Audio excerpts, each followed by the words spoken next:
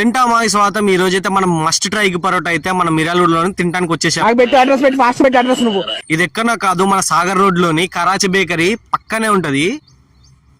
First అయితే ఆ పరోటా చేసే విధానం హైలైట్ అనిపిస్తుంది భయ్యా. దాని మీద ఎగ్ పలగొట్టేసి కారం వేసి బాగా ఫ్రై చేస్తాడు.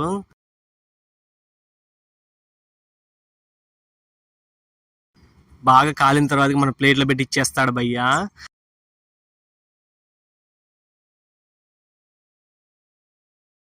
అలా ఒక పీస్ తుంచుకుంటే అబ్బా అబ్బా చెయ్యి కాలిపోయింది, మండుతున్నట్టుంది.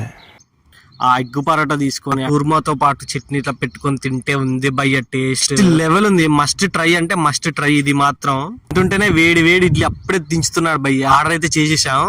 ఇడ్లీ కూడా సాఫ్ట్ గా అద్దిరిపోయింది. చట్నీతో పాటు పెట్టుకొని తింటే నోట్ల కరిగిపోతుంది direct. Please like, share and subscribe guys.